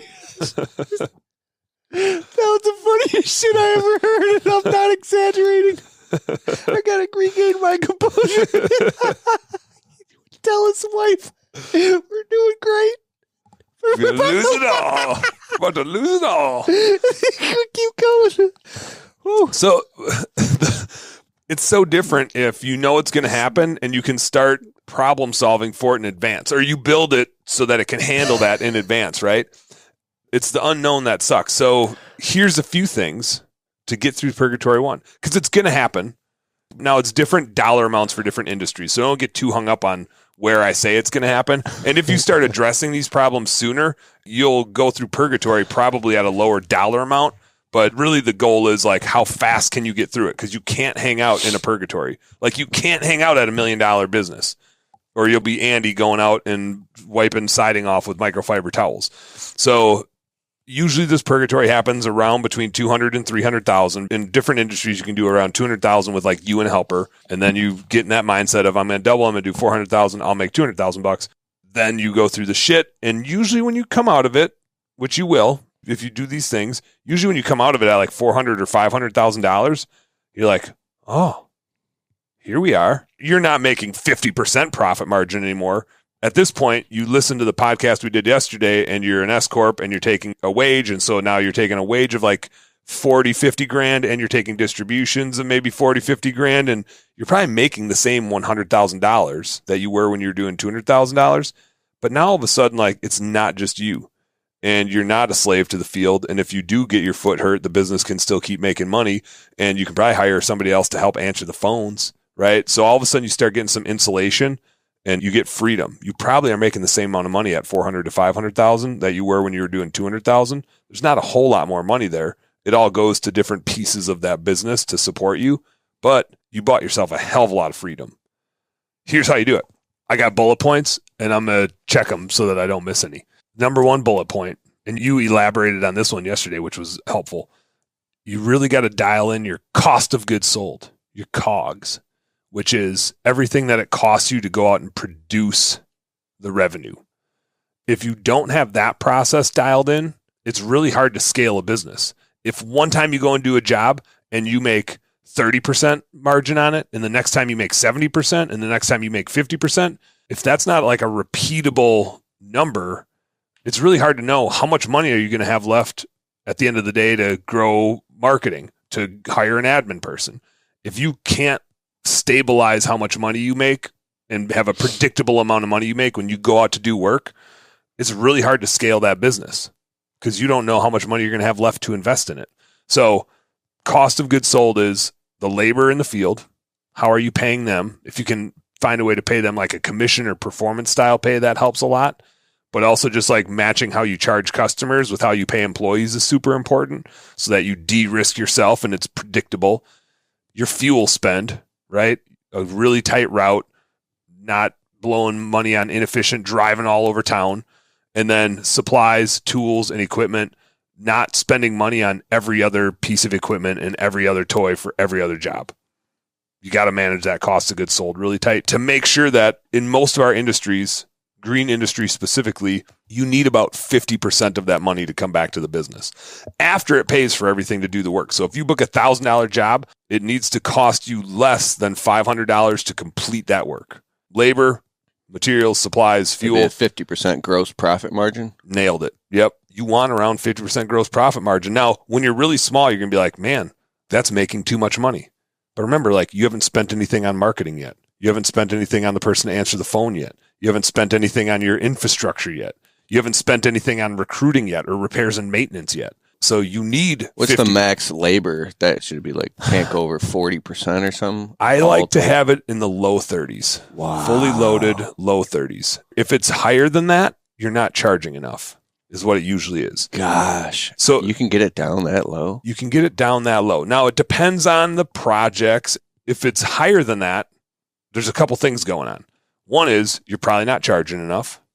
Two is your labor isn't efficient enough, which is why I like to pay per performance so that if they're super efficient, they get the upside, but I can also pay a percentage. We pay 23%. It pretty much guarantees by the time you pay training pay, by the time you pay for inefficiency, by the time you pay for benefits and different things like that, it ends up in the low 30s, payroll taxes and stuff like that. But it guarantees that you're always in the low 30s, unless you have a bunch of turnover and a bunch of training pay or something like that. But if you're outside of the low 30s, all of a sudden the gross margin is eroded and there's not a lot of money left to invest in growing the business. Because this is just the cost to get it done. This doesn't help you grow the business at all. This is just the cost to go do Mrs. Jones's job that you already booked. You need to make sure there's enough money left afterward. And so usually when your cost of goods sold is off, I was going to say one of three things, but it's probably like a combination of these three things. You're not charging enough. You're not paying your employees the right way. You're paying them too much for their productivity, and or you don't have the right systems and processes and efficiencies out in the field for them to be productive enough. And that might be a business problem, or you don't have the right employees problem, like they're just not productive enough. But it's one of those things that is causing that labor efficiency to not be enough to give you enough money as a business at the end of that job. 6 crews, and all 6 crews are stopping at 7-Eleven every morning to go get ho-hos, King Gongs, and Twinkies, and cupcakes, and fucking and you know what? Coffee. And if they do, cool. But if they were pay per performance paid, they'd be moving quick. And yeah, like they're not getting paid for being there. There's no revenue tied to that, so they can stay there as long as they want. They still got to go get that job done, and they only get paid for the revenue tied to that job that they got to go get done. So every dime of time they waste in between is just on them. It just eats away their paycheck. Which, not to say but don't part of stop. that deal is negotiated, and if you cut corners and we get a call back, you also got to go fix that. You got to go fix it. Andy should have done that with those 3 guys that did a shitty job on that. I think he was just so disgusted with them. He was like, don't bother showing up tomorrow unless you're as embarrassed about this as I am. You don't get the opportunity to come back and fix this. That's how bad you fucked up.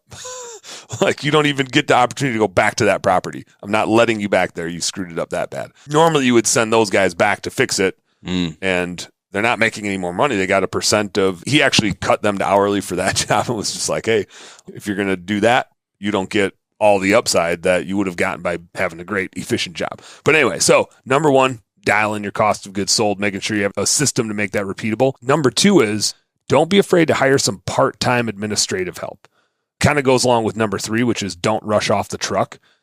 When you're small, the highest paying job in your company is out in the field. It's not the person answering the phone.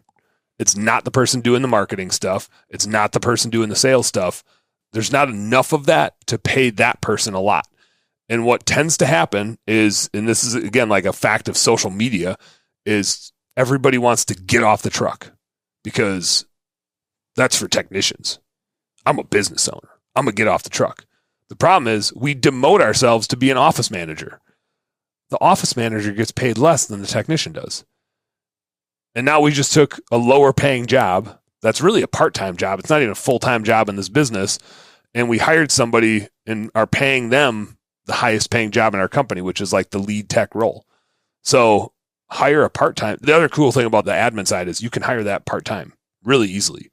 You can hire a VA. You could use a Jill's office. You can hire somebody locally. It's not hard to find somebody to answer the phones and do emails and run your CRM for 10 to 20 hours a week and pay them 15 to 20 bucks an hour. There's a bunch of people qualified for that. Keith, if you wanted to hire that person, we could hire that person by the end of the day today. I bet we could hire somebody. One Facebook post and we'd find somebody that's looking for some part-time work from home in their jammies. They can do that. The technician is going to make more money than that. It's a more skilled position. It's a harder to find position. And yet so many business owners try to hire that out and they get off the truck and they become the office manager because they think that's the path, right? But it's way easier to hire a part-time admin person. It's hard to hire a part-time person for the field. It's like it makes routing hard. It makes scheduling hard. It makes dependability hard. It's way easier to hire a part-time person for the office, and it's way more scalable. Way more scalable. And then you're better in the field. That's the highest paying job. Why wouldn't you want the highest paying job in your company? Not to say stay in the field forever, but so many people rush to get off the truck and they take a lower paying job within their business and then they wonder where all their money went. It's because you just hired two dudes for the highest paying jobs in your company and you became the office manager, the lowest paying job in your company. Now, when we get to purgatory number 2, I'm going to say the office manager is the most important role in your company. That doesn't mean it's the highest paid job in your company. The market dictates what that job gets paid, and it's like a $15 to $20 an hour job a lot of cases. It's a super important role, but you can hire it for I'd say with all the inflation now, it's probably... Yeah, it's probably 20 plus. It's been crazy the last couple of years. But even so, like you can hire somebody in the Philippines for $5 to $10 an hour to do that sort of stuff because it doesn't need to be on location all the time, depending on what you have them doing. So anyway, hire part-time admin help. Don't rush to get off the truck. When you're going through that purgatory, staying on the truck helps make sure you're still making money so that you don't get totally blindsided by the cost of scaling. Yeah. Every owner-operator, I'm putting that in air quotes since yesterday I said don't say owner-operator. You're an owner and an operator. But everybody that's in that seat loves to buy toys, man. Loves to buy trucks, loves to buy equipment. We love it. And it's like the worst thing we can do to scale our business. So you could go buy your dream $100,000 2500 HD. Yeah, full I made it. With the leather. I made it, bro. I bought it cash. And that happens. But with that, you could probably go get like 4 technician trucks or upgrade a whole bunch of shit with that money. Yeah. Trucks don't make you any money. Equipment doesn't make you any money. The dude on it does, and the customer does, but the equipment itself doesn't make you any money. So one of the problems is, and then we made a little clip last night, you and I, about like staying in your lane. Don't throw your fastball. Don't try to do every other service for every other person. And it kind of goes along with this, which is like, don't go buy a new piece of equipment for every oddball job. Unless you're going to like use that equipment every single day, don't go buy a new piece of equipment. Pass that lead off to somebody else or subcontract that part of the job to somebody else. Don't go buy a new piece of equipment that you're going to use once or twice a month. Making payments on a brand new $50,000 dingo you only use once every 3 weeks for 2 hours. Yeah, that. Oh, I got this $5,000 job so I can afford this $3,000 piece No, I got my equipment. dingo and I use it every day. You got to buy one. Sorry, I just can hear him. Oh, yeah, for sure. But like that cash could be so much better spent on marketing and recruiting to go grow our business. The equipment can't grow our business. Only the dude on the equipment and only the customer can grow our business. So the equipment becomes dead weight and it's expensive stuff. And people try to justify it. And this is always a justification. This mathematically doesn't make sense. But people will be like, well, I got this $5,000 job. I just need this $3,000 piece of equipment. I know I'm going to use it again in the future and it's already paid for, right? Well, a $5,000 job only makes you gross profit of $2,500. You don't make $5,000. You make $2,500 because you got to pay for all the stuff to actually go do the job. And of that $2,500, you still need to pay for your infrastructure, for your admin team, for your marketing, for your next job, for your recruiting, for your next person. Generally, like the profit margin is 10 to 20%. A $5,000 job doesn't make you $5,000. It makes you $500, maybe $1,000. There's still more on today's edition of the Untrapped Podcast with Keith Kalfas. Jill's office provides friendly, professional receptionists for small business owners just like you. We can help answer your calls, and we can even schedule estimates and jobs for you.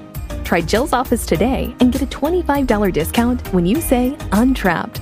Just go to jillsoffice.com.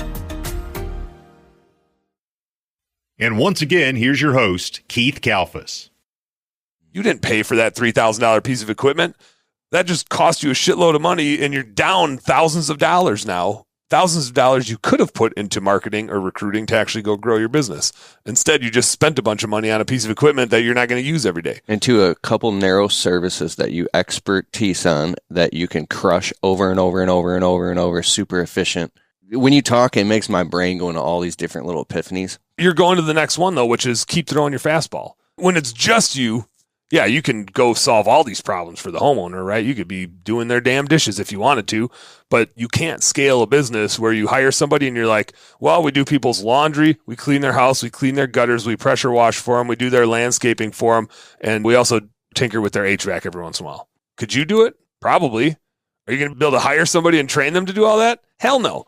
You can't build systems and processes for that nonsense. That was my first couple years in business. We were doing so much different shit. When I hired somebody, I could not leave the job site because I couldn't possibly train them how to do all this different shit we did. Yep. It's crazy. Which, again, like if it's just you, you can do that. That's totally fine. Make sure you charge enough to make it worth your while. But if you're going to start scaling, you got to be like, here's the 2 or 3 things that we do, and we do them really well, and we do them over and over again, and I can build a system and a process and train somebody else to do that thing, so I don't need to be at every job. Yeah. So you got to throw your fastball, and by doing that, it also saves you from the, I got to go buy this $3,000 piece of equipment for this $5,000 job. That's not one of the 3 things that we do over and over and over again. Just makes it way easier to not be like attracted to that shiny object. Wow. So in order to start scaling, we got to be disciplined about that. And the last thing is, and this isn't a forever, this is like purgatory number 1. The longer you could have told Ashley this when she was like, hey, there's people coming over and I'm trying to suntan. The longer you can delay infrastructure, the better. The longer you can wait to go rent the location. The longer you can wait to have this huge insurance bill or this huge software or whatever it is, these deadweight bills where you can't pass that cost along to the customer. The longer you can wait on that stuff, keep that money flowing into the business to spend it on marketing and recruiting. And I'll say that just over and over again, beating a dead horse, but marketing and recruiting are the 2 places you can put money to grow your business. Nowhere else. The equipment doesn't grow it. The infrastructure doesn't grow it. The people grow it. We are in the service industry. There's a reason why marketing and recruiting are the 2 things that can grow our business. We either need a customer or we need an employee or we need both. We probably already have one or the other. More customers and more employees to service those customers. Mm-hmm. The equipment can come after the fact. You could go sell a job and not have the equipment for it. Go sell it first. Then go get the equipment you need for it and train the employee how to do it. Right? But like you can, which like, again, don't go buy toys that don't go with what you need. But if you need another truck, go book your existing truck out 6 weeks and then go get your other truck. Already have all the work and the employees trained up to fill that asset up. The asset should be the last thing to come. And then don't buy it cash, finance it. I'll get to this later, but finance it so that you can spend more on recruiting and marketing to keep growing. Because those are the 2 things that grow your business. The asset is like the 3rd thing. That comes after you have the customer and after you have the employee. So that's purgatory number 1. That's how you get through that 200, 250, 300,000 revenue area where you're just, I'm doing all this work. I got all these problems. I got these crews. I got these expenses on marketing and infrastructure. And you start losing money. Everything we just documented there. That's how you fight your way through that first purgatory. And you're going to get out of that first purgatory around like 400 to 500,000 of annualized revenue. And like I said, it's like the clouds are going to open and your bank account's going to open. Because once you have some of that infrastructure stuff in place and you have somebody to help you answer the phones and stuff like that, once it's in place, it doesn't start costing you more when you go from 300,000 to 400,000. You're spending the same amount on marketing when you're at 300,000 as you are at 400,000. You're spending the same amount on the phone person at 300,000, at 400,000. You're spending the same amount on your software from 300,000 to 400,000. So all of a sudden, as you get that next like 100 or 200,000 of revenue in there, you don't need more infrastructure. You already put it in place. I'm picturing little cells inside of an ice cube tray. You get the little cell and you could, just a little bit of water, but you could fill that cell all the way up to the top with more. It'll hold like until it starts to spill over and require another sell to pour over into, like an ice cube tray in this, Yeah. So you can, keep going over that. It's amazing. So all of a sudden, you tackled all of these expenses that come with that purgatory. And so as you start piling on more revenue on top of it, and that marketing starts working, and those yahoos that you hired for the field finally are like trained up, and you don't have to go to every job anymore, eventually more of that revenue flows to the bottom line, and you're back to making $100,000, maybe even more than $100,000 personal income. And so it's like, oh, because you got a lean, mean, money-making machine, bro. Yeah. It's a well-oiled machine at that level. Yeah, and you've got at that gear. So like a mountain bike, you're in like third gear now, going a little bit faster. Ooh, I like the mountain bike, yeah. Yeah, but you didn't switch to the next gear yet, motherfucker. Not yet. You're on the 7 and the 1, maybe. You haven't gone to the 2 yet, or the 3 yet. So maybe you're not in like 21st gear. Maybe you're still in like 7th gear. I don't know. I haven't biked in a long time. I think my hammies would blow, actually, based on how I'm feeling right now after running. I got into mountain biking just around my neighborhood, not like on the mountains. Yeah, road mountain biking. Yeah, and then I mountain bike for my basement. What is it? An exercise bike. Yeah. So I'm just going to throw my iPad up so it looks like I'm biking through the mountains. I like it. Get my cardio in. All right, keep going. Dude, I dig it, man. But yeah, so you hit like a sweet spot. Mm-hmm. You're in that 400 to 500,000 revenue range. And again, don't get hung up on the revenue numbers I'm using. I'm just saying here's some general places this happens. Different industries, it happens at different levels, but the problems are the same and the solutions are the same. So you hit a sweet spot, and it's okay to like hang out there for a little bit. In general, we all want to hit $1 million in revenue because it sounds super cool. And so I'm not saying don't go for that and don't go beyond that, but know that there's going to be a sweet spot before you get there where you're going to be like, I'm back. Life is good. And now I have maybe not making a lot more money than I was when it was like me and a helper, but I have more freedom. My people are useful. They can solve problems without me all of a sudden. They know enough. And so I'm making money and I have some freedom and some insulation from some of the problems, right? And then we fall into the same trap that we did the first time we started trying to grow, which is we're like, okay, well, I'm doing 500,000 in revenue and I'm making like 125 grand. So I'll grow to $1 million and then I'll be making 250,000 bucks. Because if I double, then I'm going to double, right? No, because now you're going to start growing again and you're going to say, all right, let's put some more money to work, right? Now we've got this. And so now we buy that shiny piece of equipment, or we've exhausted the marketing to get us to $500,000. So we got to go try this next thing. And so we start growing again. And now we're not out in the field much anymore because that business needs us selling like all the time to feed the beast. And so now we're trying to like train one of our technicians to be a manager or a leader of some sort. We don't really know because we haven't solved that problem yet. And so we start growing again and we get to $600,000. And our cost of goods sold is all out of whack because the dude that we thought was going to be a good manager turned out he was just a really good technician. He's just super good as a technician, and all of the employees now hate him, and 3 just quit. And we have all this work on the schedule. And now we got to go hire a bunch of people and train a bunch of people. And training's really expensive. So that's going to happen. And, well, now we need an office person because we had this part-time person, but now we really need a full-time person because the phone's ringing off the hook. And that part-time person didn't want to go full-time, so now we got to hire somebody full-time. You see where this is going. All of the investments that we just made were great to get us from 300,000 to 500,000. But it's a whole new set of problems to get us from 500,000 to 800,000 or 900,000 to the next sweet spot. And as we're going through that, life sucks again. Because now we're trying to play general manager. We're trying to like start forming some sort of leadership and culture stuff. And again, probably a new set of problems we've never solved before. And so new problems require new solutions for us. There's plenty of people that have solved them before, but they're still hard for us the first time we do it, trying to figure out, do I need a general manager? Do I need just an office manager and I play general manager? Should I hire a salesperson? Who do you need? Right now, you're still filling all those roles. Maybe you're not the technician anymore. And so we go through purgatory number 2. And around 600,000-ish, somewhere in that range, life is miserable again. We don't go back to like making $0. There's still some money in there, but we discredit how expensive growth is. Even though we should remember from the first time we went through a purgatory that life is going to suck for a while. This is one of those things where I don't know if this is true at all, but I'm just going to use it as an example. So I'm prefacing it. But I'm going to say when women get pregnant and deliver a baby, it's like a profound thing and super painful experience, right?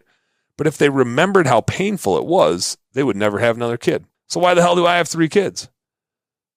Marty forgot how much it sucked having a baby, right? Because now she just gets to look at this cute little thing running around. But she forgot how ridiculously uncomfortable pregnancy is and how much it hurt having a baby. Business purgatory is kind of the same thing.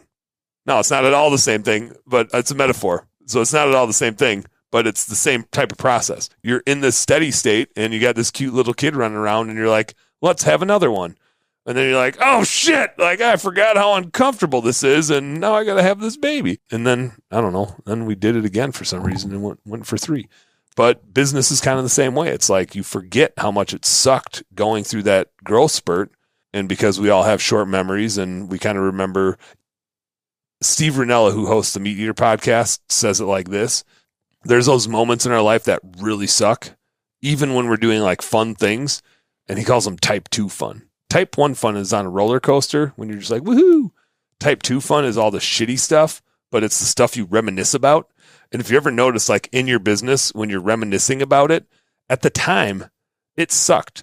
The 2 dudes that put the set of boobs in the people's yard and you had to go back and regrade everything, you were not smiling when that happened. No. But you were smiling when you told me about it now. Yeah. It's type 2 fun. So like we forget how much it sucked. We know that it sucked, but when we reflect on it, we don't reflect on it negatively.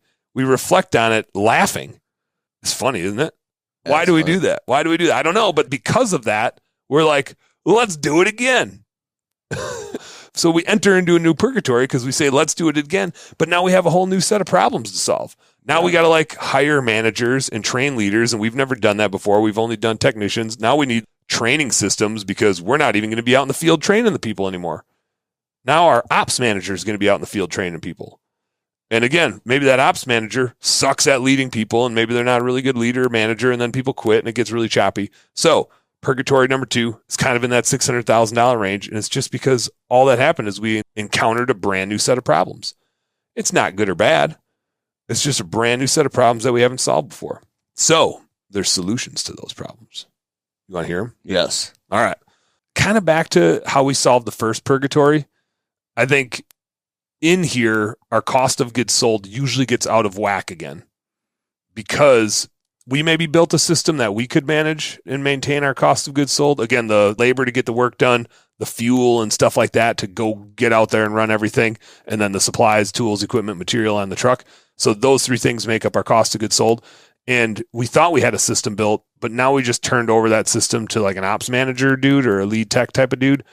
And they might suck at running that system. Maybe we built it shitty, or maybe they're just not the right person for that role. But usually we need to like re-verify and tweak our processes and systems to manage those costs of goods sold so that somebody that we hired can actually run that system. Mm-hmm. So getting out of purgatory number 2 first starts with like making sure that's dialed in. Because again, all the other investments you need to make are dependent on you crushing cost of goods sold. If you don't nail that, there's no money left for you to invest in growth. And then you're stuck in that purgatory and you don't want to stay in that purgatory. You know, you got to get out of it.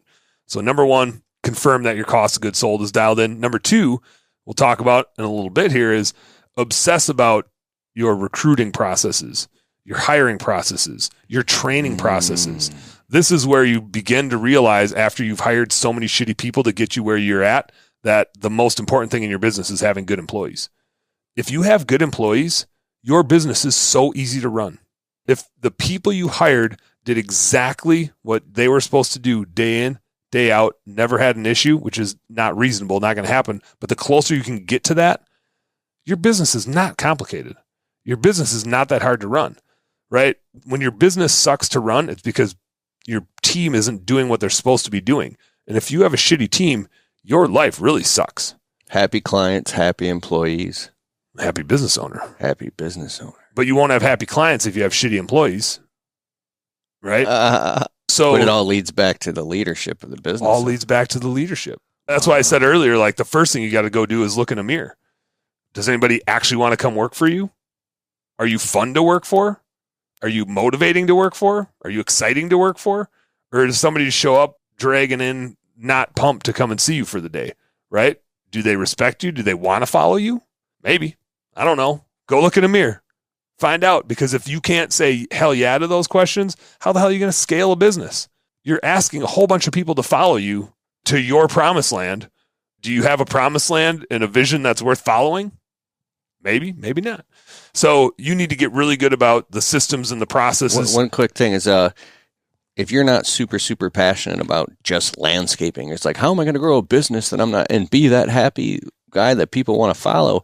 Well, what if you love people so much and you love that you're creating an environment where people can come to work and feed their families, and you watch all these amazing things and you see presents under other people's trees and things like that brings you so much fulfillment that not only maybe you feel like you have a duty and an obligation, but you have so much love in your heart, because if God gave you these skill sets to be an entrepreneur, you can create an environment where people can come to a great place to work. Like there's all these other things that happen that are way beyond just landscaping or something. Well, and that's why as you scale that business, your landscaping skills become irrelevant. You're not out there. Like the bigger that your business gets, and it's why you see like corporate executives trade from industry to industry. A lot of times, like people will come in to run a business. They'll be hired as a CEO in a business when they have no experience with what that business does. Computers, cars, whatever it is. But they have experience building leadership teams and building culture. They know how to lead people. Because it's not important that you build cars. Culture. It's not important that you do landscaping. It's not important what you do, right? It's just important how you do it. That's and how you motivate people. Type shit. Yeah, yeah. And the biggest level, like Coca-Cola, it's not even a soda pop company. They're a data company. Mm-hmm. They just happen to make soda pop. Yeah. Okay, I'm going off to the Mars. Keep going. So obsessing about the people side of it, the recruiting, the hiring, the training. One thing that happens here in the second purgatory around the $600,000 level is whatever you were doing for marketing is usually kind of exhausted at this point. If you're just building that business on like flyers and yard signs, you hit a point of diminishing returns, meaning like you've hit not to say stop doing it, but that thing alone can't keep growing your business. So you need to find different marketing alternatives that are going to work, whether it's you're running more Google ads, whether you're doing YouTube ads or Facebook ads or maybe radio ads or billboards or whatever. You've got to start figuring out what works the best for your marketing. And so I wouldn't say like start blowing money on R&D, research and development marketing. Like don't blow money like you're gambling. That's to get out of the next purgatory you do. But in this purgatory, I would just say measure it like crazy. Know what your acquisition cost is, know how much you're spending on the different lead sources, how many leads you're getting in, and then how many are converting to clients. If you can just do that and say like, it costs me $200 to get a client from there and $100 to get a client from there, well, go do more of the thing where you get a client for $100 and exhaust the hell out of that. Just get your marketing super dialed in. That office manager role that I talked about, you're probably not the best office manager in the world. That person, I like to call it mother-in-law work, and I don't mean that any sort of derogatory term. My mother-in-law is awesome, and your mother-in-law or your mom is also usually somebody else's mother-in-law. So it's either your mom or your mother-in-law, but office managers are responsible, consistent, super good at executing processes. They're usually not process builders, but if you gave them a process, they will execute it better than anybody. And they sit at a computer and they invoice people, and they pay your bills, and they run your CRM. They are the quarterback of your business. Bro. That office manager is the quarterback of your business because every customer talks to them and every employee talks to them. They're not the head coach. You're the head coach. I think that office manager is the brain of the business. That's a good metaphor, too. Everything has to flow through it. You looked at me and that was a weird ass Matrix type shit. Yeah. Like you went to a different place. I did. I was just picturing it. Yeah, I went green numbers and letters on screens. But like they have to touch everything. They have to touch everything. And so again, it's not the highest paying job in the company, but I'd say at this level, it's the most important job in the company. If you have a good office manager, customers can feel it. The employees can feel it. It makes your business a whole lot smoother to have that buffer person in there. It makes your life a lot easier to have a really good office manager. Like they insulate you so much from the little minor problems and the day-to-day stuff in your business. So to get through purgatory level 1, you just need some admin help. To get through purgatory number 2, you need a bomb-ass office manager. A bomb-ass office manager. Bomb-ass office manager. Yep. And again, it's not going to be the most expensive job in your company, but it is the most important. There are people who have businesses where their office managers are getting huge Christmas bonuses and getting just like living very nice because they create so much value for that business. Yep. They are the rock of the business. Yep. They're the person where, like, when employees are having bad days, the employee doesn't want to come talk to you, but they'll go talk to that office manager. The office manager knows what's going on far more than you know what's going on. Mm-hmm. Big time. Big time. So that's a super important role to get through Purgatory number 2. And then I think we've talked about this a little bit, but when you are buying the toys, buying the assets to go grow the business, finance them. Set your ego aside. There's no value in paying cash for that next truck. Paying cash for that next truck just means your cash flow sucks. You don't have money to go spend on marketing and recruiting to grow your way out of the purgatory. You need to save your cash, finance that vehicle, make Smartly. sure finance it correctly. Don't go get a 20% interest rate. But my rule for financing is we try to put 30% down and finance 70%. Oh, okay. That's very good. That way we're never underwater on it, right? We're never buying stuff that we can't afford, but we're saving 70% of our cash to go spend on recruiting and marketing because that asset does nothing without a good employee and customers for that good employee to take that asset to. Oh, so good. So we use our cash to go get more employees, more customers. That gets you through Purgatory number 2. And you'll get to 800, 900,000. Again, you don't want to be at $1 million because you already see what's coming here. 800, 900,000. Your office manager is kind of running the day-to-day stuff. You have crews running 3, 4, 5, 6 crews, whatever you got, depending on what business you're in. Probably have a good ops manager that they report to. So you're doing sales and marketing stuff. Usually, maybe you got a salesperson and you're helping them out, but you've got a good office manager, a good ops manager, a good sales system, and you're behind the scenes kind of being the leader. And that kind of like starts to form a little mini leadership team for you, which is pretty cool. And if those are good people in those jobs, you can pay them decently well and you're pretty insulated.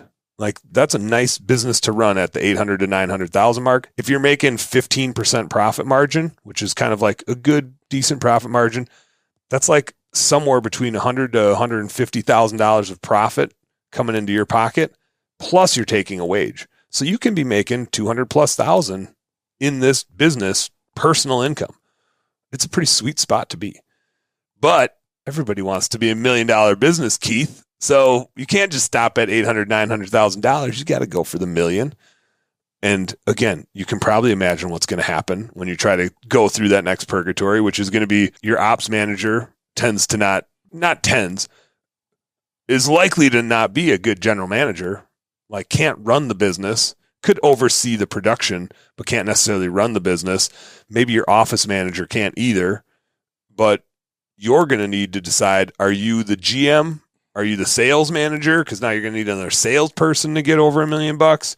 And is this leadership team, well, were they just good managers or are they really leaders? Can they elevate their team, right? Are they just good at making sure the work gets done or are they good at developing their team? Because if your ops manager is only good at getting the work done, but he's not elevating any of that team, well, now when you have 8 crews running around, he needs a manager working for him. Managers are expensive. And if he's never managed a manager and he's only managed a bunch of techs before, that could all fall apart. Same within the office. Now you're going to need some phone help, some office help. Is that office manager, were they just good at managing their systems and processes, or can they manage another office person, right? And so all of a sudden, your leadership team actually needs to be leaders. And that's where $1 million business is really tough. It's like, who's stepping up to be a leader? Oh my God. I work for a huge landscape company. There's 150 employees. And so each division had anywhere from 5 to 12 trucks. Let's say 8 trucks per division. And each division had a division manager, and each division manager had their assistant manager. So the division manager ran the division and made sure that that division they're like a GM. They're like a GM of their little thing. Yeah, and then the assistant manager's job was to make sure all the crews, they would visit all the job sites every day and make sure that the quality was on point of everything. And I'm just seeing all that in my head right. Then they had an entire office staff team, and they had HR, and then they had an HR manager, and they had constant applicants interviewing people. That way that the owners' jobs were just to run, like, I don't know exactly, but they weren't running around like, but I was like, dude, this business, I think the business did $13.5 million. Yeah. And so they were deep into that EOS stuff. Well, and I'm 99.9% sure there was a point in time when they were putting all that together and they were in this purgatory. Because when they built that, I bet that was expensive as hell to build out, right? Because the first GM division manager that they hired, I bet wasn't still there. No. I bet it was the wrong person. And I bet one of their assistant managers, or 10 of them, ended up not being the right person, right? Because you're trying to figure out, when you first start developing that, you don't get it right the first time. Yeah, they built an entire division. I won't say what it was. And then there was years that it made no money at all, an entire division. Mm-hmm. And then they downsized the division. So it's like at that point, anyways, I'm getting off on the, keep going, man. But I think that's the thing in our business, right? Like that division was going through its own purgatories. So that $1 million business is usually the most challenging one, because you start out, you need to hire some technicians. Then you need to start hiring some office help, right? The first two purgatories are just people that are going to report to you, and you're still the leader.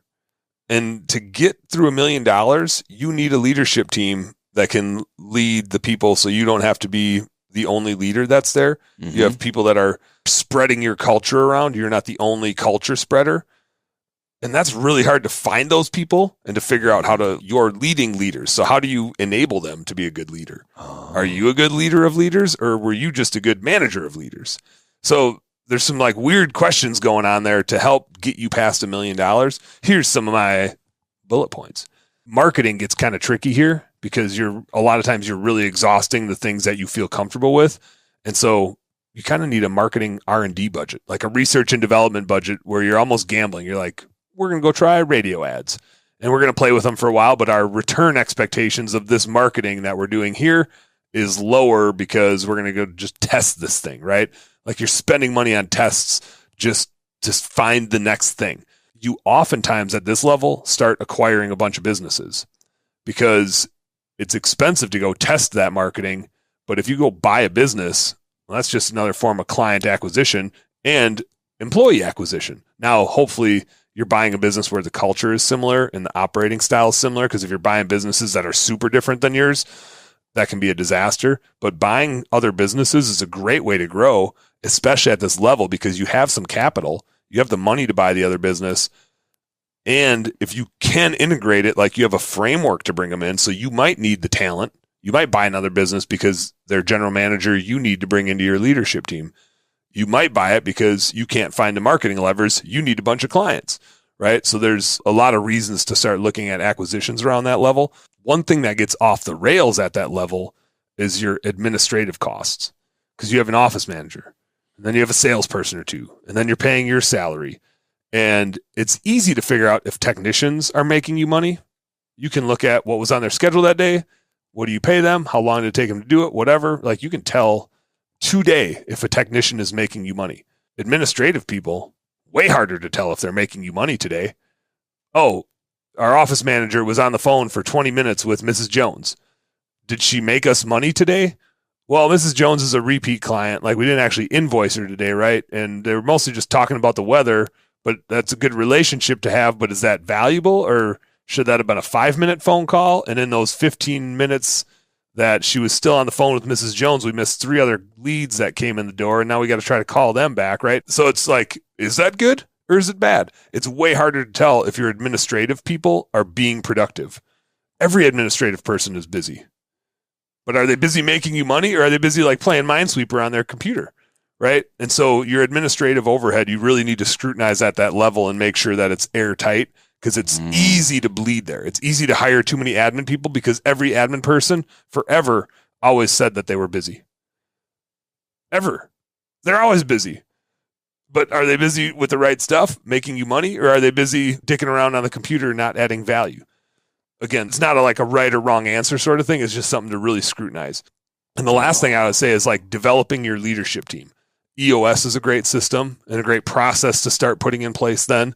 You could put it in place earlier. It's just kind of funny earlier. Wait, that's why these business owners at that level, they're tracking all the calls and leads and how long on the phone with each call and how many of them were closed and how many turned into actual on quotes. And they're measuring all that stuff because it's the pain of them bleeding out. They're like, we got to start plugging these holes and measuring what the hell's going on here. Yeah, we got to know where we're losing. It's all components. Part of that is why you need good bookkeeping, right? You need to know how much you're spending on these things to even calculate a lot of that stuff. So it's all part of the scoreboard. It's so easy. If you have a really good scoreboard, it becomes really easy to be like, here's the problem. But if it's just total chaos and you don't have a good scoreboard, it's like, okay, we're doing $1 million in revenue, but we're making only $50,000 of profit. We know we're supposed to make like $150,000. Where's the problem? I don't know. This technician's an asshole and this office person keeps calling in. Oh, and then problem, like a meeting, people start pointing fingers and it's an argument. It's like, well, this person is that. And then all this emotion, instead of just saying, look at the data, it's right here. Yep. And that's why, like, when we do the bookkeeping, that's why it's always in the 5 different buckets, because it's just 5 different types of decisions that you make. And a lot of times, what are they? Cost of goods sold for your production related decisions. And then gross margin, you said it right after that. Gross margin is how much you get as the business owner to reinvest. So bucket number 1, cost of goods sold. Now you have 4 other decisions to make, and they're all investments. Cost of goods sold is a true expense. We need to go do Mrs. Jones's job. It's going to cost us this to do it. Everything after your gross profit now is a true investment that has to generate a return. The first one is marketing.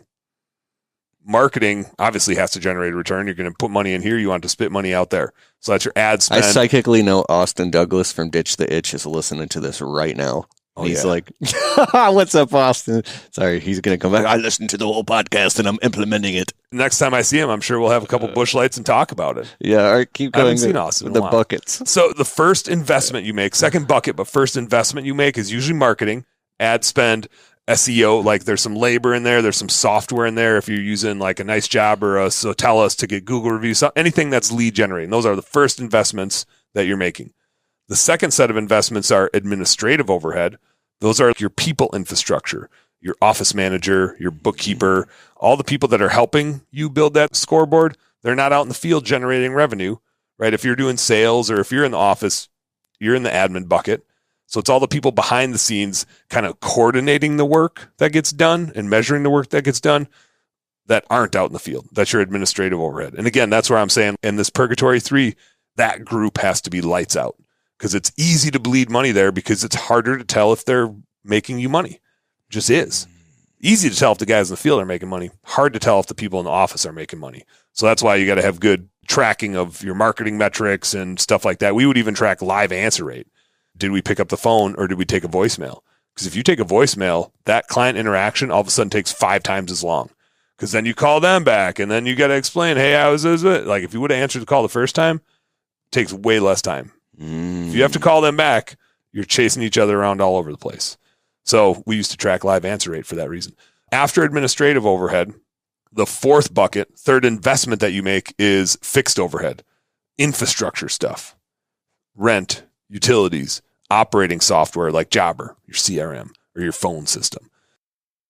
Stick around. Keith returns with more of the Untrapped podcast in just a moment. Guys, if you need help being more organized and being perceived as a professional to your clients and prospective customers, then you got to check out Jobber. Jobber is an awesome software that you can run your entire service business on. You can create invoices, quotes, estimates, work orders. It integrates with your calendar. You can collect money. You can run your whole business on Jobber and grow with it as well. Get your 14-day free trial of Jobber at keithkalfas.com/Jobber. I use Jobber in my business and it's awesome. The Untrapped podcast continues. Here's your host, Keith Kalfas. Liability insurance, stuff like that, like all the fixed bills you pay. It's all the super, super boring stuff because you just pay a monthly fee. Mm-hmm. And that is just like a thing you just constantly have to monitor because you don't want to have a whole shitload of infrastructure because you can't pass those costs along. You can't go to Mrs. Jones and be like, Mrs. Jones, I just subscribed for this super expensive CRM, so I'm going to need to raise your price. Mrs. Jones doesn't care about your CRM. It's just not a concern to her, right? So your infrastructure cost, you're always trying to like right size it for your business. The last investment that you make is what I call variable overhead, and it's all reactive types of decisions. Whereas your fixed overhead is all proactive types of decisions, right? You set a CRM up, and then you use that going forward. You set up liability insurance, and that's your liability insurance going forward. You set up a phone system, and you use that going forward. It's like this proactive decision, and then you pay the bill every month. Variable overhead is all reactive decisions, meaning every time something happens, you make a brand new decision. Repairs and maintenance. Hey, Keith, your mower broke. Oh, I can fix that with duct tape. Oh, I'm going to wrench on it tonight. Oh, shit, I got to take it into the shop, right? Right answer might be any of those three. And just because last time you fixed it with duct tape doesn't mean next time something breaks, you're not going to take it into the shop, right? And you might have wrenched on it this time, but that was only because you had time. Maybe next time you're too busy, you don't have time to wrench on it, so you got to hire somebody else to wrench on it. So repairs and maintenance is a reactive decision almost every time. You proactively do things to try to reduce it, but how you solve the problem is a reactive one. And other things that go in there, education, events, leadership development stuff, recruiting I put in there, because if you're proactive about recruiting, you can do it way more cost effectively than if you're reactive about it. Meals, travel, me coming here to be on the show with you is a bunch of variable expenses for me. I got travel, I got meals, got a couple of Coors Lights that I bought, stuff like that. And so all of those different buckets are different types of decisions. So when you're meeting with your leadership team, in this case, like we're talking about, you'd be looking at which bucket are we winning in and which buckets are we losing in, so that you're not trying to address all of the problems in the business. You're addressing the ones that are like the most obvious, the most evident. And as you scale your business, those problems are going to keep changing too. The parts of your P&L that where you win and where you lose are going to change, because different things at different stages in the business get harder or easier to manage. And you're going to have people that you hold accountable to manage those different sections of the P&L. So yeah, when you get to that purgatory level 3 and you're trying to get through $1 million, a lot of it is looking at that P&L and saying, where are we winning? Where are we losing? For us in our window cleaning business in Minneapolis, again, back to how we got through the last two purgatories, our cost of goods sold has gotten really high and out of line. Some of it was we had $12,000 worth of ladders get stolen, so we had to like replace them all. That was a shitload of money to buy those ladders. We have a ton of training pay. We turned over some people. We hired a lot of people. We had a bunch of training pay, and we wanted to offer some different benefits and stuff like that. So that cost us some money, and all of that equated $12,000 in ladders at it. I don't know if you guys you do a 30% profit margin or something, or 15. You could have to do $80,000 in work just to replace that $12,000 in ladders. Yep.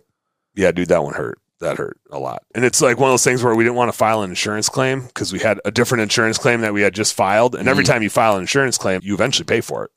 Oh, yeah. Right. So we just had to eat it, like just $12,000 right out of pocket for a bunch of new ladders. So the problems, again, you're not immune as you scale the business, and the solutions get more complicated sometimes, especially if you get like heavy on admin. It's like, it's hard to fire people, and it's not like they're not doing anything, but maybe you just don't have them working on the right stuff. You solve those problems, you get through that purgatory, you do 1.2, 3, 4, 5 million. You're going to keep running into purgatories. Like, it's never going to stop. You're going to always keep hitting sticky levels in the business where you've never been before. You have a new set of problems to solve. You have new people on your team that haven't solved those problems yet before. And so every time you get stuck, that's what it is. It's just a new set of problems you haven't solved before. The nice thing is there's usually people out there that have solved them. In most cases in our industries, they like to help. It's not hard to find somebody that will give you advice. The problem is a lot of times it's too easy to find people that will give advice for free on Facebook that don't know what they're talking about. Bro, you just gave me a huge business epiphany that I was slightly aware of, but now it's solidified in my brain. Hit me with it. Building a business that relies mostly off one-off jobs. There might be people come back once every year, a couple of years, or whatever, maybe even twice a year. If you don't turn that customer into a client, into a raving fan, and some type of recurring revenue client where you don't have to go out and get a new customer, like pay to market and advertise and build a relationship and all this shit, then you are constantly filling up that one big hole in a bucket that's constantly draining with time, energy, and money. So building a business that has recurring revenue model that grows and grows and grows on the back end with clients that are sticky, that keep coming back at least every quarter or something, And if you don't have that, then you better raise the average ticket of your jobs. You're not the $99 guy. It's got to be hundreds or thousands of dollars. Like a roofing company, they're doing roofs that are 30, 50, 100 grand. So it's okay that they're one-off jobs because each roof is boom, boom, boom, boom. There's enough meat on the bone to pay until the next one. Meat on the bone. All right, keep going. Yeah. I mean, as far as purgatories go, I'm done. That's as far as we need to go. I think the biggest thing is people just need to know you're going to run into one no matter what phase of your business you're in. And it's okay to not want to go to the next one. Right? Know which set of problems you want. And at different points in your life, different sets of problems are going to be sexy. Just know that there's always going to be a set of problems out there. Whether you stay small, go medium, go big, whatever it is. The biggest thing to know is that it's going to be rough getting there. It's a journey. Enjoy the journey. Like it's part of the fun. Solving those problems is part of the fun. It just sucks if you don't know it's going to happen.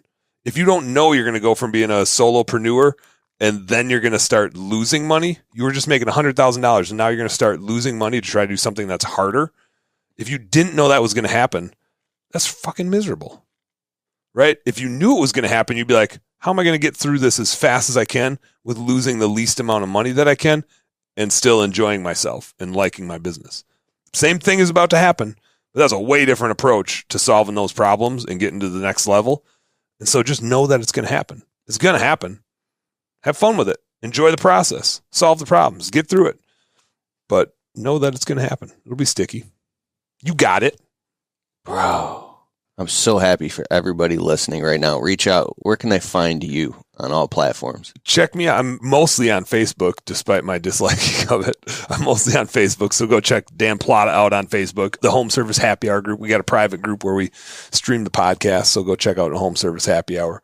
I still need to build my website for my new business, but the URL is bestdamnbookkeeping.com. So go check that out. And if you want to grab time with me, you can go to my Calendly link, which is calendly.com/bestdamnbookkeeping. Then just grab some time. We'll nerd out on your business. I love this, bro. I love it. Thank you so much for being on the Untrapped podcast. We're not done yet. Just one more closing minute here. We still got to get in how to hire people too. Get more on this podcast. I don't know. Do we want to do it on this one or do we want to do it on another episode? I think that we're going on 2 hours now, so we should stop here. Oh God, I got to get to the airport, don't I? Yeah, but I have uploaded some videos on the Window Cleaning Blueprint YouTube channel. This podcast will be live. It'll be on the Untrapped Podcast YouTube channel. It'll be on my Keith Kalfas. There's going to be clips floating around on TikTok, Instagram, Facebook. Go back to Dan's Happy Hour. What is it? Home Service Happy Hour. Home Service Happy Hour. Home Service Happy Hour. Go on Facebook right now and check out his podcast. It's awesome. And then if you need your books done, if you want to get your finances organized, Dan Plata, bestdamnbookkeeping.com. Best Damn Bookkeeping. Just run out to my Calendly link and grab time there. I do need to get my website up. Working on it. I love this. It's getting to Purgatory number 1. In that business, I'm not even to Purgatory number 1 yet. So I got to build the website. It's all part of the fun. Dude. Loving the journey. Thanks for being on my show. Yeah, man. Thanks. Now we're going to have to do like a remote one. We got to talk about the hiring of course stuff. we're going to. Gotta. Yes. The people need it. The people need it. So good. I'm going to go back and listen to this myself and take notes. All right. Thanks so much. Please leave the podcast a well-worded review on Apple or Spotify. It helps boost the ratings. And, yeah, we'll just stop right there.